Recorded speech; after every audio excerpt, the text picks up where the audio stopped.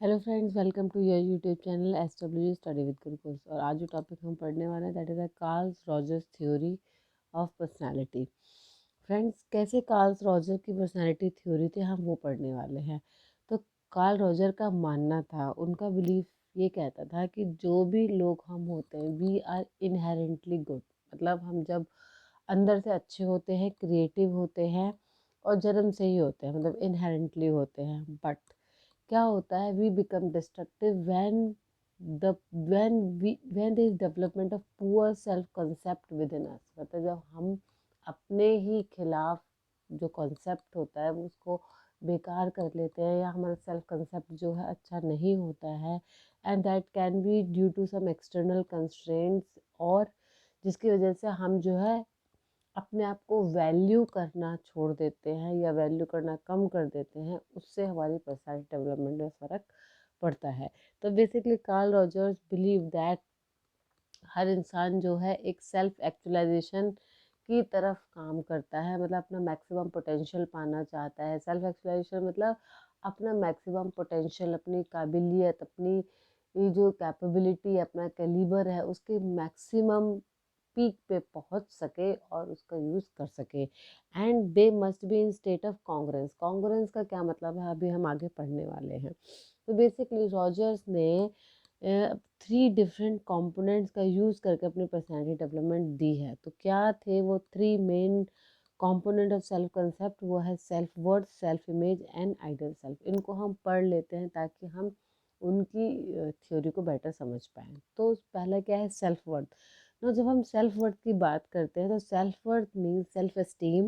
That means what we think our self about our self. हम अपने आप को कितनी वैल्यू देते हैं, हम अपने बारे में क्या समझते हैं, है ना। तो रॉजर का मानना है ये जो सेल्फ वर्थ का कंपोनेंट होता है ये बचपन में ही डेवलप हो जाता है। एंड कैसे? With interaction of child with their parents. Specifically mother, father, grand parents वगैरह भी आ सकते हैं, but specifically he mention about the parents. तो अगर पेरेंट्स बहुत अच्छी अपब्रिंगिंग करते हैं तो उनकी सेल्फ वर्थ अच्छी निकल के आती है, वो अपने आप को इम्पोर्टेंस देते हैं। Next is the self image. ना सेल्फ इमेज है how we see our selves. हम अपने आप को कैसे समझते हैं, हमारी इमेज हमारी आंखों में क्या है। एंड ये क्या है, हमारी साइकोलॉजिकल हेल्थ के लिए बहुत इंपॉर्टेंट है। हमारी जो सेल्फ इमेज है it influence our body image and the inner personality as well. At a simple level अगर आप समझना चाहें कि हमारा अपने को लेकर परसेप्शन क्या है, मतलब आप हो सकते हो बहुत सुंदर हो, बट आप खुद को सुंदर नहीं मानते हो। मतलब आपकी परसेप्शन क्या है आप।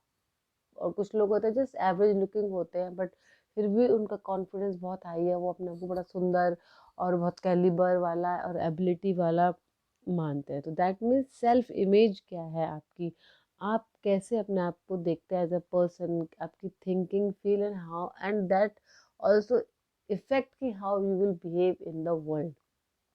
अगर आप अपने बारे में इंफीरियर फील करते हैं बट आप में कैलिबर है, in spite of it you feel inferior, तो आप कॉन्फिडेंट नहीं दिखोगे, आप कॉन्फिडेंटली बात नहीं कर पाओगे, and likewise you will behave with the world. तो इस हिसाब से सेल्फ इमेज जो है इफेक्ट करती है। Next is the ideal self. Now ideal self क्या होता है, आप क्या बनने चाहते हो, what you want to be और what you would like to be. मतलब आपका एक आइडियल गोल होता है ना कि मेरे को लाइफ में ऐसा बनना है, मुझे अपने पापा जैसा बनना है या मुझे मम्मी जैसा बनना है। क्यों? क्योंकि उनमें ये गुण हैं, वो आपके आइडियल हैं, आपके रोल मॉडल हैं। तो आपके गोल एम्बिशंस आते रहते हैं, और ये क्या होता है, डायनेमिक, ये चेंज होता रहता है, ये फोर एवर चेंजिंग है। क्योंकि बचपन में आप पायलट बनना चाहते थे, बट जैसे जैसे टीनेज में आते हो आपको म्यूजिक में इंटरेस्ट आ जाता है, और जैसे जैसे बड़े होते हो सॉफ्टवेयर इंजीनियर बन जाते हो। सो बेसिकली जो आइडियल सेल्फ है ये चेंज होता रहता है। एंड जो आप बचपन में बनना चाहते हो वो आप टीन्स में नहीं बनना चाहते या लेट 20s में नहीं बनना चाहते। तो this ideal self is keep on changing. अब इन तीनों कंपोनेंट्स को यूज़ करके हम ये रिलेशनशिप समझेंगे। तो रॉजर का कहना था कि हम जो है we want to feel consistent with our self image and which reflect what we would like to be our ideal self. मतलब जो हम हैं हमारी जो सेल्फ इमेज है वो आइडियल सेल्फ के साथ कंसिस्टेंट होनी चाहिए, तब उसको हम क्या बोलते हैं, कॉन्ग्रुएंस बोलते हैं। मतलब जो हमारी सेल्फ इमेज और आइडियल सेल्फ इमेज जो है एक साथ पे ओवरलैप करेगी, मतलब हम, ये है हमारी सेल्फ इमेज, इसको हम SM बोल देते हैं, और ये है हमारी, सॉरी, ये है हमारी आइडियल सेल्फ। देखिए ओवरकम हो रहा है ना, बहुत सारा पोर्शन कवर अप हो रहा है, तो दिस इज कॉल्ड कॉन्ग्रुएंसी। इसको बोलते हैं कॉन्ग्रुएंट, कंसिस्टेंट होते हैं, तो हमारी हमारी बहुत higher sense of self worth हो गया, हम अपने आप को बहुत वैल्यू करेंगे, अपने आप को इम्पोर्टेंट समझेंगे, हम क्या बोलते हैं, इम्पोर्टेंस मिलेगी, वैल्यू करेंगे।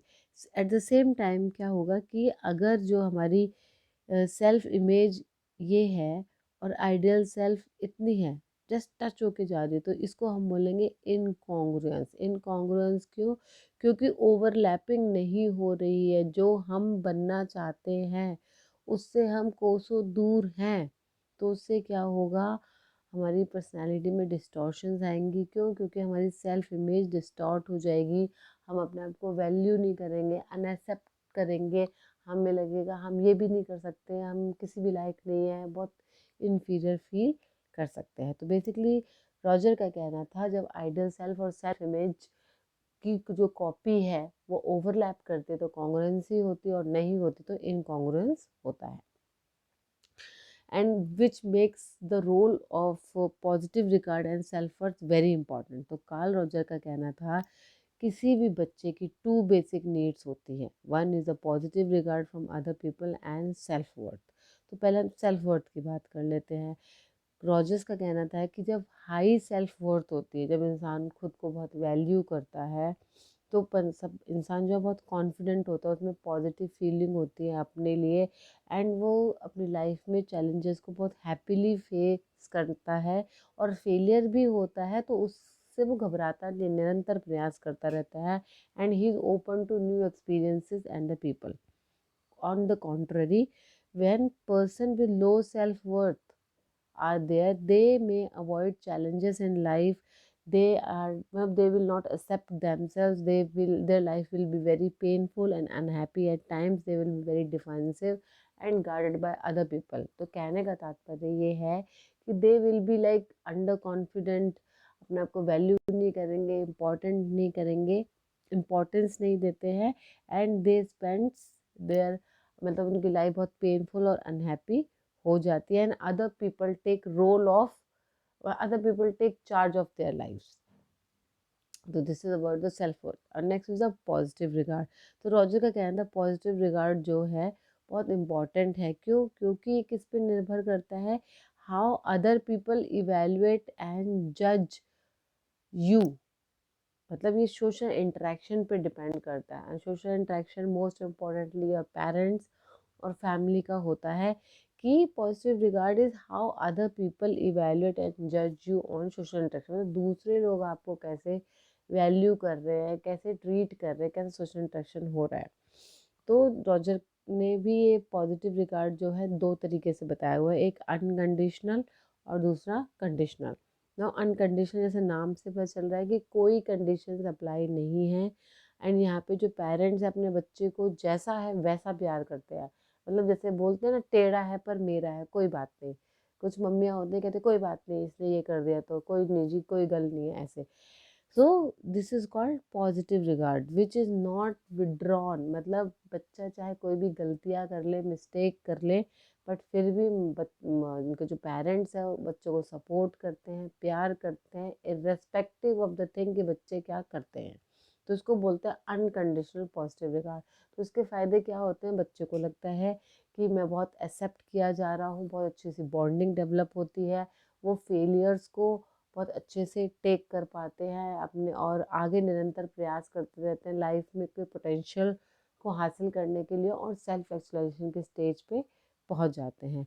एंड इसके ऑपोजिट क्या है, कंडीशनल पॉजिटिव रिगार्ड, मतलब पॉजिटिव रिगार्ड है बट वो क्या है, कंडीशनल है। कंडीशनल मतलब जब आप ऐसा करोगे तब आपको प्यार मिलेगा या अप्रिशिएशन मिलेगा या अप्रूव करेगा। मोस्ट ऑफ द मदर्स ये रिवॉर्ड एंड पनिशमेंट का गेम रखती हैं, कि आप ऐसा करोगे ना तो आपको मैं ये ला के दूंगी, मतलब कंडीशंस अप्लाई होते हैं।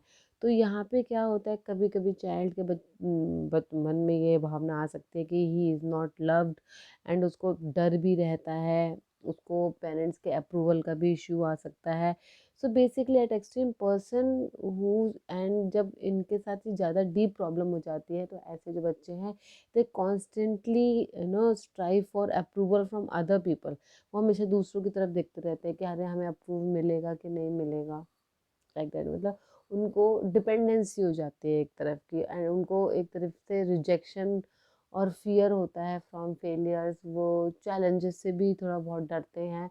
तो ओवरऑल कहने का मतलब ये है कि दे, रोजर्स का कहना था कि they do not move toward the stage of the self actualisation, जो कि रॉजर का मेन मोटो है पर्सनालिटी का। मतलब सब उनका कहना था कि पर्सनालिटी क्या है, पर्सनालिटी डेवलपमेंट चारों तरफ सिर्फ किसके इर्द गिर्द घूमती है, सेल्फ एक्चुअलाइजेशन की तरफ।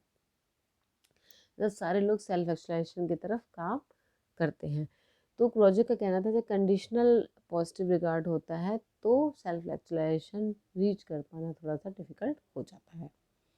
सो बेसिकली अब आपको कॉन्ग्रेंस और इनकॉन्ग्रेंस का कंसेप्ट समझ आ गया होगा। तो develop of congruence means unconditional जब पॉजिटिव रिगार्ड रहता है तब जो है कॉन्ग्रेंस होती है। कॉन्ग्रेंस मतलब आइडियल सेल्फ और सेल्फ इमेज जो है बेटर हो पाती है एंड सेल्फ एक्चुअलाइजेशन हो पाता है।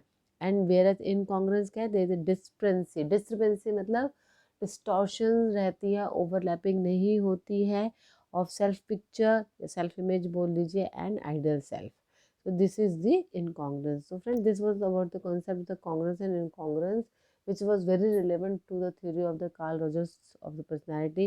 I hope मैं आपको theory समझाने में सक्षम रही होंगी। अगर आपको वीडियो अच्छी लगती है तो प्लीज़ शेयर एंड सब्सक्राइब करिए। कोई क्वेश्चंस हैं, कोई फीडबैक देना चाहते हैं तो आप कमेंट बॉक्स में ड्रॉप कर सकते हैं।